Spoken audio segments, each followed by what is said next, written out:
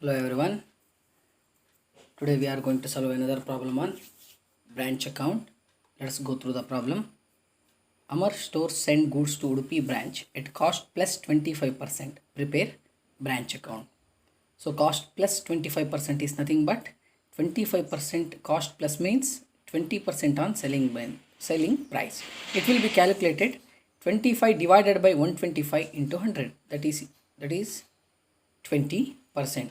So with the help of this 20%, you are going to calculate the stock reserve for opening stock and closing stock, and the loading for goods sent to branch, which is received from the head office, and goods returned from the branch to the head office. Clear? So let us go through the problem.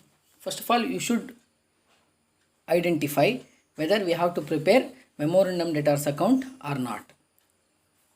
ಹೇಗೆ ಅದನ್ನು ಗುರುತಿಸೋದು? It's very simple. So you have to search in the problem about opening debtor, closing debtor and cash received from debtor. In these three items, any one of the item is missing, so you have to prepare memorandum debtors account. So we have opening debtors, we have the closing debtors. But in the entire problem, we are not, there is no cash received from debtors, right? So now we have to prepare memorandum debtors account. So as usual, draw the column for memorandum debtors account. So starts with opening debtors, that is 12,000. Clear? And 12,000 ಬರಕ್ಕೆ ಬಾಕಿ ಇದೆ ಅಂತ ಅರ್ಥ. ಹೋದ ವರ್ಷದಿಂದ carry forward ಆಗಿರುವಂಥದ್ದು. ಈ ವರ್ಷ ಯಾವ್ದಾದ್ರು ಕ್ರೆಡಿಟ್ ಸೇಲ್ ಆಗಿದೆಯಾ ನೋಡಿ? ಎಸ್ ಆಗಿದೆ, 30,000. ಸೊ ಒಟ್ಟು 42,000 ನಮಗೆ ಬರಬೇಕು. We need to receive 42,000. Clear? So how much we received? Let us go through that. So cash received from debtors, we have to find out. It will be final balance. We will look at it at last. Okay. So now closing stock beda, opening stock beda. Opening debtors, closing debtors. Opening debtors is over. Cash sale, credit sales is over. Goods invoice to branch, goods transfer from Kota branch, goods transfer to Mulki branch, no need. Check sent for expenses, outstanding expenses, no need. Discount allowed to customer ಅಂದರೆ 1,000 ನಮಗೆ ಕಡಿಮೆ ಬರುತ್ತೆ ಅಂತ. So ಆ 1,000 ಬರಲ್ಲ ಅಲ್ವಾ? 42,000ಅಲ್ಲಿ 1,000 deduct ಮಾಡಬೇಕು. Discount allowed to customer credit ಸೈಡಲ್ಲಿ ಬರ್ತೀವಿ 1,000. ದೆನ್ ಬ್ಯಾಡ್ ಡೆಟ್ 250 ಅಂದರೆ ಅಷ್ಟು ಬರಲ್ಲ ಅಂತ ಅದನ್ನು ಬರಿತೀವಿ 250. And return by customer it's nothing but sales return 750 ಅನ್ನು ಬರಿತೀವಿ. Clear? At the end closing debtor 14,000. So we are just totalling all these 4 item and it should be deducted from the total of debit side 42,000. ಎಷ್ಟು ಬರುತ್ತೆ? 26,000 will be the cash received from debtors. From the entire problem, we will take only cash received from debtors for the branch account preparation. Clear? That is the thing. So let us go through the preparation of branch account in the books of Udupi branch. Draw the column for branch account. Okay, fine. Starts with opening balances. Opening stock 20,000. Closing stock no need. At the end we are using that. Opening debtors 12,000. So there is no information regarding the petty cash and the asset. So nil. So two goods sent to branch. Andre ishtralle now we can't run the business. So we are request head office to send the goods. They sent goods invoice to branch 60,000. Lakh 70,000 ಬಂದಿದೆ. There is 60,000, right? But goods transfer from Kota branch. ಇನ್ನೊಂದು ಬ್ರಾಂಚಿಂದ ನಮ್ಮ ಬ್ರಾಂಚಿಗೆ transfer from ಇನ್ನೊಂದು ಬ್ರಾಂಚಿಂದ ಬಂದಿದೆ ಅಂದರೆ ಅದು ಸಹ ಗೂಡ್ಸನ್ನು receive ಮಾಡಿದ್ದೀವಿ ಅಂತ ಅರ್ಥ. With the instruction of the head office, as per the instruction of the head office, Kota branch transfer goods to our branch, that is 10,000. So 60,000 plus 10,000 70,000. This is the new adjustment.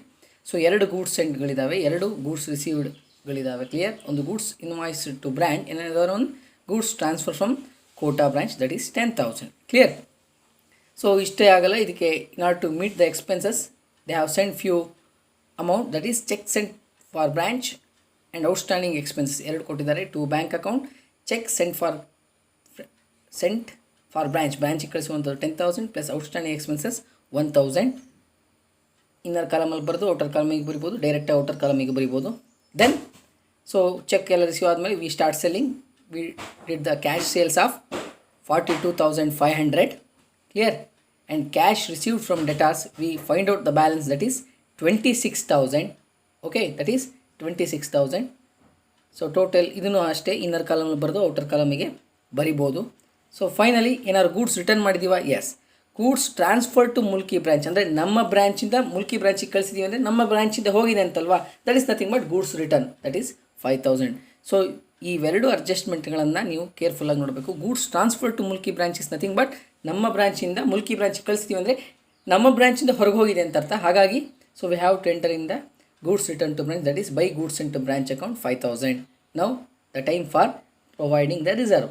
So opening stock 20,000ಕ್ಕೆ 20% ಇದನ್ನು ಇಲ್ಲಿ ಕೊಟ್ಟಿದ್ದೇನೆ, 40,000 4,000, 20,000 to 20%. And goods sent 70,000ಗೆ reserve ಕೊಟ್ಟಿದ್ದೇವೆ, 14,000 ಬಂದಿದೆ. At the same time goods sent to branch 5,000ಗೆ reserve ಇಲ್ಲಿ ಕೊಟ್ಟಿದ್ದೇವೆ. Clear? 5,000 into 20%, 1,000. And closing balance ಆಗಿ ಸ್ಟಾಕ್ 25,000 ಆ್ಯಂಡ್ ದ ಡೆಟಾರ್ಸ್ 14,000 ಬರೆದಿದ್ದೇವೆ. ಸೊ ಈ ಸ್ಟಾಕಿಗೆ 25,000ಗೆ ರಿಸರ್ವನ್ನು 20% ಕೊಟ್ಟಿದ್ದೀವಿ, 5,000. No balance regarding petty cash and asset.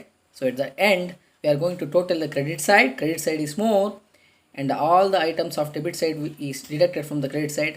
At the end we are arrived at the profit, that is 11,500. Clear?